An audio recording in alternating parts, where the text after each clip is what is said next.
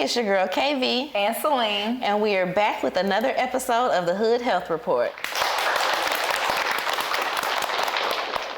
So today we have a guest, as you see.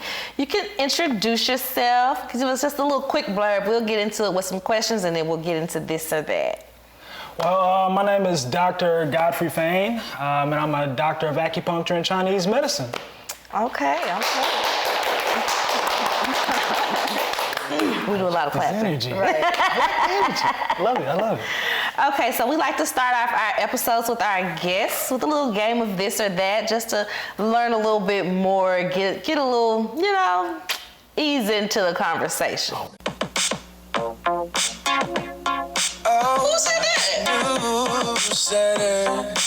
Okay. So our first this or that, PWI or HBCU? Oh man, I went to PWI, so I gotta go with PWI, yes. Okay, what school did you go to? University of Memphis. University of Memphis, what was your major? Exercise and sports science. Alrighty. Celine? Also PWI, I went to the University of Memphis, health science. Go Tigers, go. Yeah. I always say both, I suppose. I went to an HBCU for undergrad, Spelman College, and I went to University of Memphis for grad school. So, both. Best of both worlds. Best of both worlds. Okay, so next one, coffee or tea? Do you have a preference when you wake up in the morning? When I wake up in the morning, it's usually like just warm water, but tea. I'll do tea. You are a warm water person. Warm water person. Yeah. My husband used to wake up with warm water, and I'm just like, okay, it's so interesting on the system, but I guess it's got good benefits and stuff like that, huh?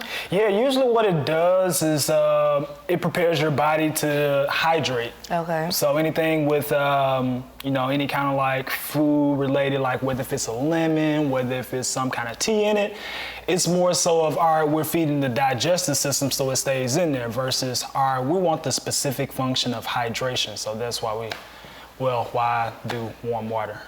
Okay. I'm gonna switch on over. You ain't gotta sell it to me. I am a tea person, but I do drink coffee. I go back and forth, but I drink tea like every day, so yeah. Yeah, I like to start my day with tea as well. I drink a lot more tea than I do coffee, but with my new job that I have now, I work from 7 to 3:30, so I'm getting up sometime at 4 o'clock in the morning. Ooh. Right, so by like 1 o'clock, I'm like, I do need some coffee. A little extra. I need a little kick, but I don't like hot coffee. Like I can't get down with the hot coffee, so I get like the little jug of, what is it? International House or something house, the little iced coffee that comes in the refrigerator. I got like mocha and caramel flavor. I do that if I need some coffee, but yeah, mostly tea for me. Nice. Do you have a preference of tea? Like, what's your favorite tea? Ooh, I like green tea. Hibiscus. I love hibiscus. That's what I'm drinking on now. There's actually this little place downtown, what is it? I can't remember the name of it, but my friend went for a Galentine's Day. Is it Enchanted? Enchanted. It has like an extensive list of teas to choose from. They got oolongs, blacks, green teas. They just have all different teas and have like 10 to 15 different flavors under each tea. And they're black owned. Oh, okay. Do they have where you can like buy? Okay. You can buy the little tin canister of tea as well. Yep. So that should be something to check out. I was like, oh, they got some really good teas, even teas that taste like coffee. So that was just kind of like interesting. Okay. Nice. All right. Gotta check that out. You got a preference on tea? It depends on what type of the season it is. So like right now, I'm doing raspberry tea. That's good. Yeah. All right, the next this or that, herbs or spices? Herbs or spices? Herbs or spices? Is there a difference? A bit, yeah. Like an herb is what you would put usually in a tea. Sometimes I think like they consider like cinnamon Like that's a spice, right? Oh, okay. I see what you're saying. Yeah, again, it goes down to like when or what type of the season it is. So like wintertime, I like more spices. I like to stay warm. But if it's like a herb, when it's like spring, summertime, it keeps me cool. Yeah, so like a mint. Exactly. Yeah, as it's like it's starting to heat up now, I'm more on my mint kind of flow. Exactly. That's true too, because I do the same thing with my teas. I have more spicy cinnamon type teas when it's cold out, and then I'll do more fruity, light, minty flavors when it's warmer out. Yeah, I'm gonna say spice. I just like being warm, so like anytime I'm thinking warm. Like even when you said iced coffee, I still ain't got that. I do hot coffee in the summertime. I don't know. Something about it. Something about hot. Keep it warm. And then the next one, cupping or acupuncture. Which one do you prefer? Oh, my personal is acupuncture. But fan favorites that they love from me too as well, the patients, is cupping. But me, I like acupuncture. Let's get straight to the point. Yeah. So the thing that scares me with the cupping is like I've seen it be done, and then you have like the marks on your back. Yeah. So that kind of scares me away from ever wanting the cupping. But I know I have to get away from that at some point because I do want to kind of experience it all and kind of see what works for me. How long do those marks stay on you? Well, it depends on how much tension you're holding. And with cupping, it's actually a gentle technique. And so like with the markings itself, when they're more deep, dark, and purple ones, that means like we've been like holding so much stress and like really working hard. And it's not like we're adding more suction to it, it's just what the body is presenting. So it's a really gentle and pleasant feeling. Okay, because I'm like, how hard is this thing sucking to have all these purple marks down your back? Look like somebody been beating or burning you or something. Like, I'm like, if I saw somebody back like that, I'm gonna be ready to call somebody. Like, I think they're in danger. No, it's nothing like that. As a former athlete, I did both cupping and acupuncture, and I'll have to say, like you said, cupping it isn't as painful as people make it out to be. Acupuncture sometimes, like if you hit the muscle the right way, your leg is gonna twitch or something like that. Like you can feel it. Like it does a little bit more to me than I guess cupping sometimes. So it's hard to say. I like acupuncture though too. Okay. If you're doing it and you're not like in a bunch of already pain, got like a whole bunch of tension already going on. Because sometimes when you hit them points, ooh. That muscle fasciculation is like, ooh, all right, let's relax.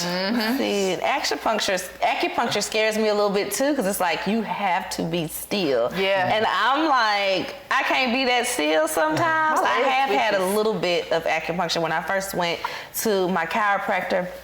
After having my child, he had put some needles in and stuff, and I was just like terrified, like laying there tense. So I can't even remember like if I got any benefits from it because I was just laying there so tense, like you can't move, you can't roll over, you can't sneeze, you can't. Like I was just terrified that I was gonna hit one of those and needles. it just like goes into the skin. Something crazy is gonna happen, like some type of horror movie. I don't know. It reminds me of that movie where they had like, what was that movie where that girl had the acupuncture, she fell over on her side or something? And I was just like, I used to be scared of something like that happening to me. Like it was like Final Destination, I think. And I was just like, ooh, that would just be so painful. But I mean, I don't know. The likelihood of it. Yeah, the likelihoods of that is astronomically like, no.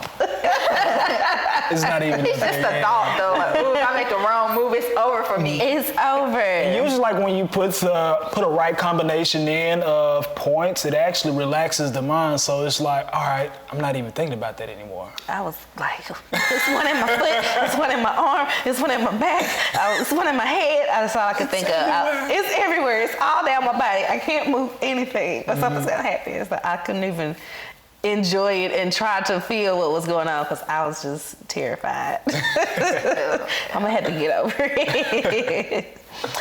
Okay, we will get started into our interview questions.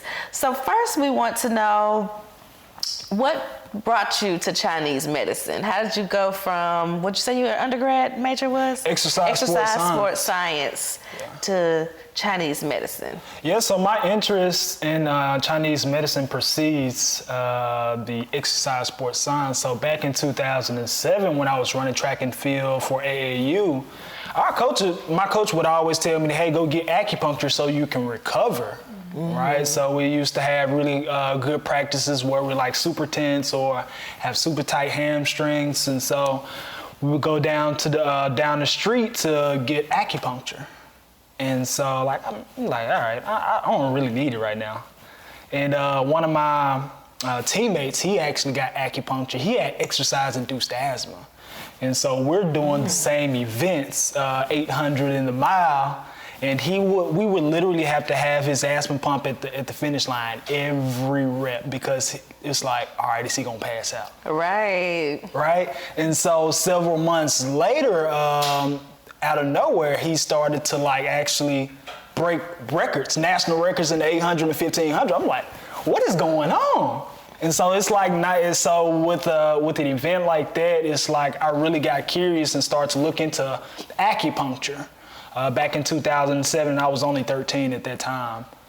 And then I got to actually study under and mentor under the acupuncture that used to treat us during undergrad. And once I got to work with him, I was like, yeah, I'm gonna do this. Okay. I really love this. So, can you break it down for us? What is Chinese medicine for somebody back home that might not understand or know exactly what that is? That's like the number one question I get most of the time is, what is Chinese medicine? Well, Chinese medicine is an umbrella term used to describe several modalities. You have acupuncture, you have Chinese herbs, you have cupping, you have acupressure, you have Tai Chi and Qigong. All those are actually able to help the body create blood circulation. And so with Chinese medicine, it not only focuses on the body, but it focuses on the dynamics of the body and how it interacts with the environment. So when anybody asks you what Chinese medicine is, it helps create blood circulation to whatever challenge or health goal you're trying to get to. Got it. That was a really good answer too. Like you broke it down great. I love that. You want to go next or you want me to go again? Yes, I'll do, because kind of answered the second one already. So what schooling does it take to become a Chinese medicine doctor? Oh yeah, so you have to go to at least a 4-year accredited institute to become an actual acupuncturist. So for me, the school that I went to, I completed 4,500 hours. And so after I was able to complete 4,500 hours, therefore I had to take board exams too. Take 5 different board exams to at least practice in the US.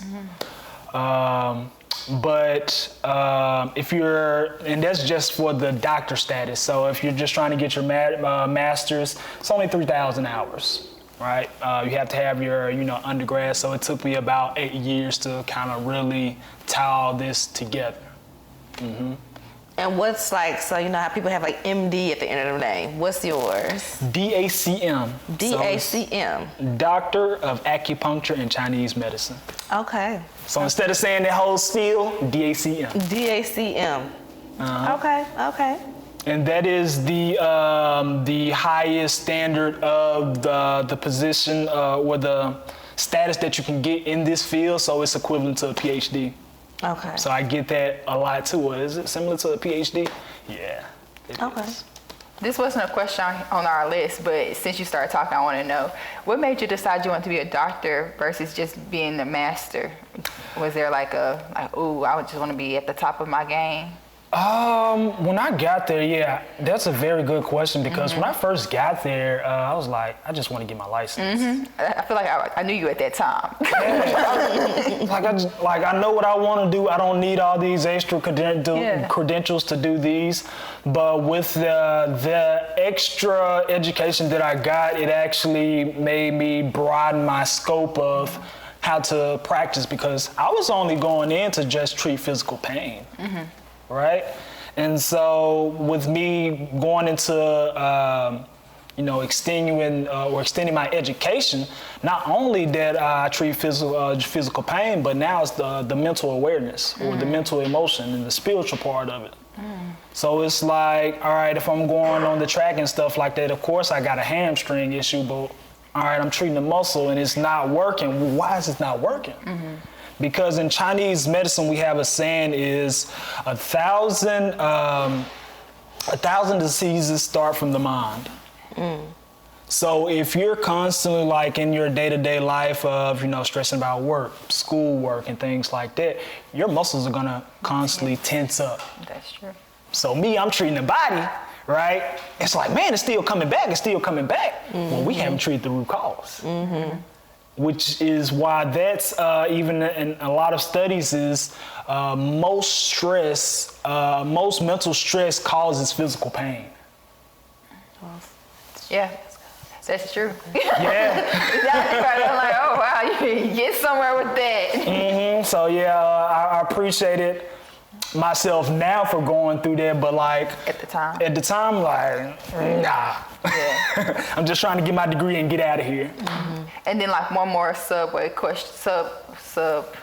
I don't know what the word is you're supposed to put after that. But a question to add on to that. I know you said like practicing. Can you practice all over the United States, or can you only practice in certain areas of the United States? Yeah, so one of the exams that I had to take was specifically for California. So I started out with that one. The only place I could practice was for California.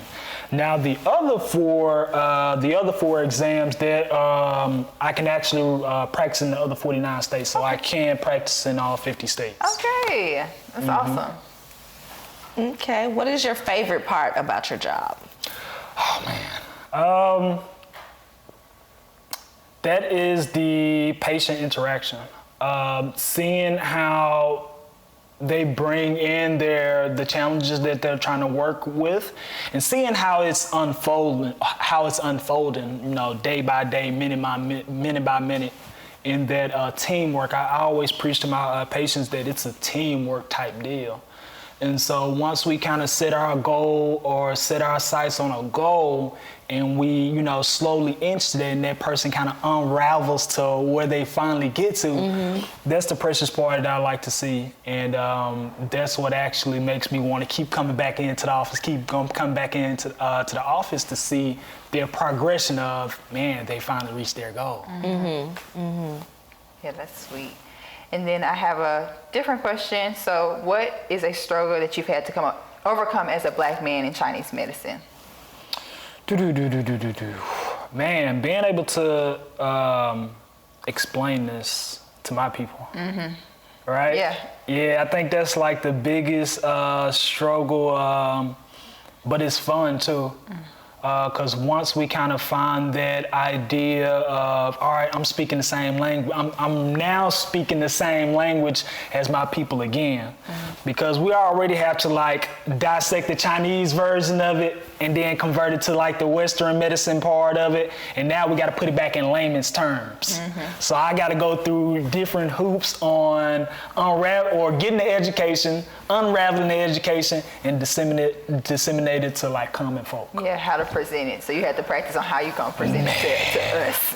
That was the biggest challenge, and it's still the biggest challenge today. It's like a constant art and craft that I'm constantly working on because we got millions and billions of people in the world. That's true. That is true.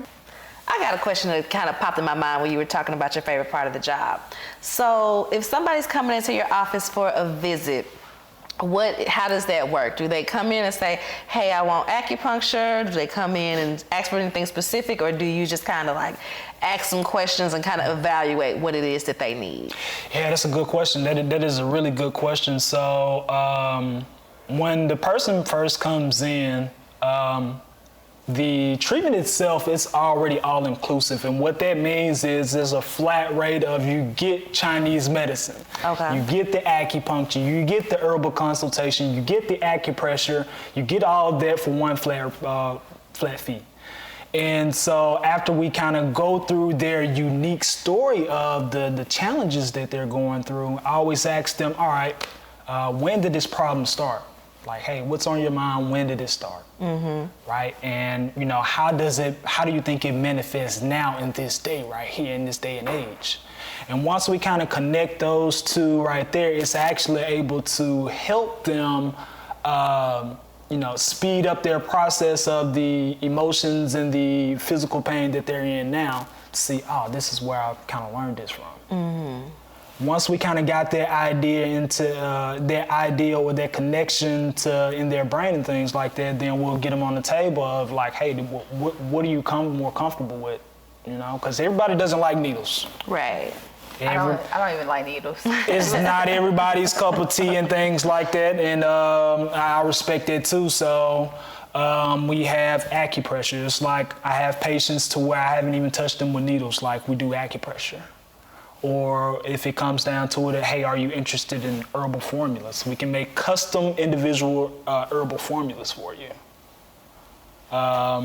And then, yeah, so we kind of give them options of that. And then some people, they get brave enough to actually try the acupuncture, and it's like, oh, it's not that bad. It's like where I was thinking of, like we're drawing blood out, or it's like this huge needle that you got to jab into somebody. The needles really long. I know the whole thing don't go in, but the needles long. Tap, tap, tap, tap.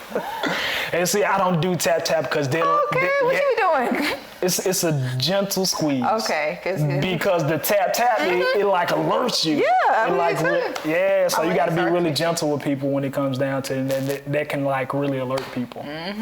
Yeah. So what is acupressure? Is that like a massage, or explain that a little bit? Yeah, so acupressure is a style of massage. And how that actually works is we still know where all the acupuncture points are in the body. So instead of using a needle, hey, we'll use a thumb, we'll use fingers, we'll use the elbow, anywhere to kind of stimulate that point to where it can release. Whether if it's releasing physical pain or emotional trauma. Okay. So different than a massage because of It is, and like when people coming in and it's like, hey, so do you do massages? Well, it's not massage like how you think it is. It's not like when you go to a spa, it's like the Swedish soothing massage. Or acupressure is still like a gentle technique and things like that, but it's not like a daily spa type deal. So similar to deep tissue or no? Yes, similar to deep tissue. So what acupressure is, the common term for it is tuina, Tuina. And what that is push and pull. So you're gently working on the acupuncture points so the joints and the tendons are able to lengthen to create more space in the body. Gotcha. Right, so once we kind of get those, create space in the body and things like that, the body is able to release those chemical reactions. We talk about endorphins, serotonin, dopamine, and all those things. Because it's funny, because I actually wanted to go into chiropractic work right after school, or right after my doctorate, and actually when in the extra 4,500 hours or those those extra hours, I really went into body works of tuina, massage, or acupressure as we call it. And I was like, oh, this is actually the original chiropractic work. Yeah. So if I dive deep into this, I don't have to like spread my spread myself to another modality when I'm already have the tools right here. Gotcha. That's so interesting. So another question, do you believe the saying health is wealth, and why or why not? Yes, health is wealth. Wealth is what it means to you. Because wealth, some people may think it's like, financial things. Wealth also can mean like keeping your sanity or spending time with your family. So like, if you're healthy, you're actually able to achieve whatever wealthy goal that you're trying to get to. Wealth is basically a goal that I think you're trying to reach or obtain. And as you've been saying, that's your main thing, is you want to get people to their goals. So, so you're actually helping them throughout with their health is wealth saying, with the health is wealth saying. Yeah, help them help themselves. Yeah. Yeah. In the business of helping them help themselves. And so then that's the thing too, is like once you're actually educated, like I'm really big on education in the room, because I only spend an hour with you in the treatment room, and then when we come out of the room, we'll go our separate ways. It's up to you 23 other hours, the other 6 days a week, to kind of keep up those habits that we're doing in those, that small window. Yeah, that's true. So once you kind of have the education, the context around what you need to become healthy, you can actually stay healthy. Yeah. I don't want people to keep coming back to me and, it ain't nothing wrong with them or anything like that. You want people to be self-sufficient. And that's the big goal of, being able to help somebody, is giving that information to them to where they can help themselves. Yeah. Where they no longer need you. Kind of like walking a kid through like life steps, like pushing them on out the way. Yeah. Because I think we also too in the lifestyle too of DIY, do it yourself. Yeah. So do you have a go-to herb or spice that you usually kind of recommend to your patients? Like for instance, my PCP, she's like, before I even look at your blood workup, I know that people need more vitamin D. So I'm gonna say, get you some vitamin D supplements. Like, is there something as far as herbs and spices that you just kind of off rip, like, yeah, you probably need this? Yeah, with me, and it's like kind of anything else, is I have to know the context first, no matter how many people I've seen, and because I know like a lot of people can be like blood deficient or, certain type. I still want to know the actual context around what that person is bringing me, because I can easily misdiagnose somebody and I don't want to do that. So like a general thing of, say for instance, herbs, as the springtime is coming, we want light herbs, free-flowing herbs such as dandelions or mint tea. Those are the things that actually help keep the tension that we're going to, grab onto as it starts to get hot. When people get hot, people get agitated. Sure do, and it be hot in Memphis. Right? And then especially like in the 5 o'clock traffic and things like that, when people are really riled up, it's because, hey, it's hot, my AC ain't working, we ain't going nowhere. So you want to, during the springtime, you want to prepare yourself to become more cooler. And so when it really gets hot, we'll go more to like the cooler herbs or even the cooler vegetables. Cucumber water, celery water. I hate both of those. For real? Yes. You don't like cucumbers at all? That's wild. Do you like mint?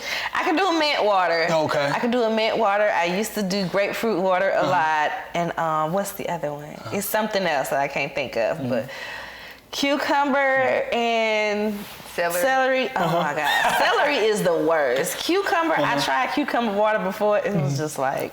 Yeah. Well, that's actually a big remedy in Chinese medicine, especially during the summertime, to be able to cool your body, because in Chinese medicine, ice is a no-no. Yeah, because I always talk bad about ice. it sends the body, or it sends the digestion into shock, because the digestion loves to be warm because it cooks our food before it digests. But if it's trying to keep the body or keep it at a regulated temperature while bringing in cold things in the body, it has to stay in the digestion before it goes down into the intestines. So if there's a traffic jam right there, that's where you start to see the bloating. Right? And then when it gets more extreme in things, that's where you start to see the gas or the flacture. I forgot the normal term for it, but gas. Everybody know what gas is. But it creates gas pressure. It creates gas pressures in the stomach and intestines because of the temperature change. Alrighty. Yeah.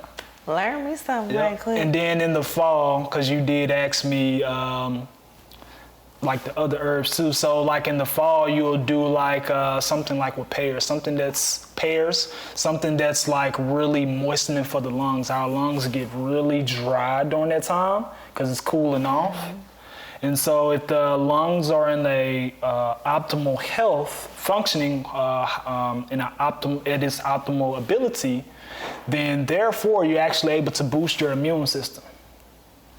Because y'all notice in the fall time, we got to make sure our immune system is up and things like that. Yeah, so like the lungs itself in Chinese medicine, it governs the immunity system right there. So we will always want to kind of take care of that before going into the fall, making sure they're moist, making sure it's able to keep our immunity system up. And then for the last season, which is winter, you want to do something warm. Since it's warm outside, we actually want to keep our body warm on the inside. So a herb or a spice that you can use is cinnamon or, cinnamon twig and things like that to keep you warm. Okay. I know that was a long-winded answer, but it's... Everybody's at home taking notes like this, pear, okay, no ice. This is no ice for me. Yeah. So it's a loaded question. With each question, I have to really kind of process it to make sure I'm not giving a blanket statement, because when it comes down to health, it's not a one-size-fits-all. And I think we're starting to find that out more in modern day health. I agree. Yeah, so with that, a spin on this next question, because you already kind of answered this question. What are some questions that you ask when you are formulating a tea blend to give to a patient? What are some questions that you're like, that are important? You don't have to go through them all, but like top 2 or 3. So the biggest things, we definitely want to kind of make sure we go across allergens, make sure they're not allergic to anything. And the best thing about our, formulas, they are custom individual. So like when we come up with a formula, we can actually take out herbs and add herbs that actually, help out with them to the best. And repeat that question one more time. Just what are some other questions that you ask to formulate that tea for people? Oh, yeah. So, make sure they are not allergic to things. Making sure that, hey, do you run warm or do you run more cold? Because I don't want to give them spice herbs because they run hot, because that also can trigger other things, such as like you could have skin rashes because there's so much heat building up. Or on the opposite end, if I add in cold herbs, if you run more cold, you can start having digestive issues. So those are the biggest things, allergies, and hey, do you run warm or cold? I really like specific tea blends. I think it's really cool to, not have to go to pills or some type of man-made medicine for things. I used to go to one little metaphysical shop around town, and he was so crazy with it. Like, he would barely even ask you questions. He'll just be like, hold your hand out, stick your tongue out. Yeah, you need some of this, and this. And I'm like, dang, you spot on. How you know all of that? You can see a lot in the tongue. Yeah, that's one of the things I kind of diagnose from, especially in Chinese medicine, because that is the only internal organ that you can see outside of the body. True. All of the gases that come up from the stomach and brings the coat into the tongue and things like that. You can see the internal muscles and stuff like that. So we use those different indicators to see, all right, how's the body presenting itself? So it's a real helpful tool. Okay. Tongue telling all your business. It does. Hold your tongue. So, something you want the viewers to know back at home about Chinese medicine. So, like, one thing you want everybody to take away from this conversation that we're having. Oh, man, that's a good question. So, when it comes down to Chinese medicine, it's a real big believer in self-cultivation. Well, what does that actually mean? It's actually saying bring more attention to yourself before you're able to give out to the world. So in the morning time, hey, wake up slowly, really see what's going on in your body and seeing what thoughts are coming into your head. Because whatever those thoughts that you start out with the day, you'll start to carry those on out in the actual world. So a way you can actually, be able to be more, become more with your thoughts is meditation, breathing exercises. Once you kind of get that going, the warm water, we're gonna go back to the warm water. So always start off, the first thing that you do in the morning is start off with a warm cup of water, because once your digestion is able to flow, which is our first mind, then the second mind, the actual mind everybody knows, it starts to flow with it too. Right? So those are the two biggest things, is being able to meditate before you start and being with your thoughts, and drinking that warm water before you start your day. Give us your work motto, or like not even your work motto, a life motto that you have, something that you say or that you want people to take away as far as like something you live by. Yeah, since I get a lot of questions that are very loaded, I would say everything in moderation. Examples like, in this day and age, we think once we find this superfood, it's going to cure everything. Elderberry. I feel like that's how people are doing elderberry. You won't wear it out. I sure would drink using elderberry. Wear it out. If your body is not presenting the signs that it's actually built for, it's only so much it's going to do for you. Because even with the healthier things, even water. So water, some people think that's like the most healthiest thing that you can do. Now, example of you overdoing it is actually when you're drinking a whole bunch of water and then you're flushing all the nutrients out, you're actually washing out all the foods and everything that you are using for your brain, you know, to be able to function out the system, because it's a cleansing hydrator. It's a cleansing hydrator, so it's good at some point, but you don't want to brush or flush out all the nutrients that you put into your body. So balance. Everything in moderation. So that's where it's going to get to my motto is everything in moderation. Got it.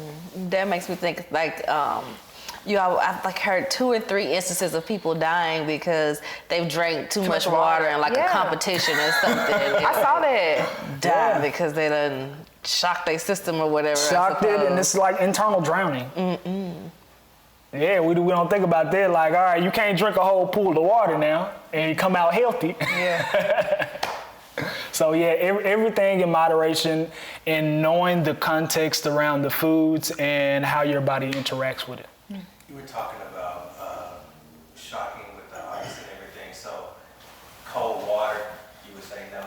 Ice water. Yeah. He says no all the time. He's been saying no for years. Yeah. Because it's there it is. Oh, is that ice or warm? Ice. Yeah. It do, like in the moment and stuff like that, it does feel good, because it's like, oh my gosh, all right, I feel like I'm cooling off. Right. But what the body is going to say to itself is, uh-oh, there's something extremely cold, so let's kick up the heat in here so it don't get too cold. That's why I put on my slug cap when I got hot. Right? And then in actuality, once the body has, warmed that water back up, you actually become more hotter. Yeah. You actually become more hotter drinking ice water. Okay, that makes a lot of sense. Okay.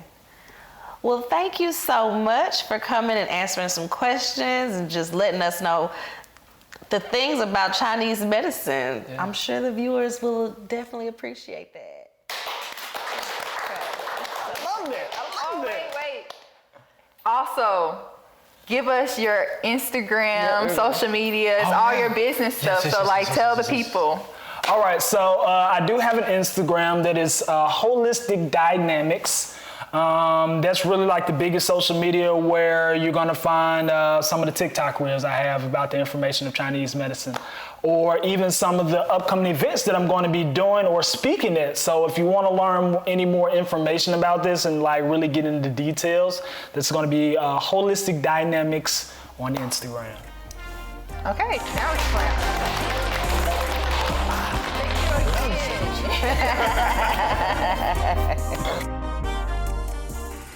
So this is a wrap for this episode. I hope y'all enjoyed it. You can follow us on Instagram, which is Hood Health Report, as well as Facebook and Twitter, Hood Health Pod. We also have a TikTok page now, Hood Health Report. Follow us there. Yeah. Don't forget to subscribe to the YouTube channel. All of the links will be in the descriptions and the bios for you to click on. Tap, like, comment, do it all. Subscribe, all of the things. Share it with a friend. Yes. Share it on your social media. If you have a TikTok, make a little video, send it. Let us know you're out there watching, guys. All right, that's it for this episode.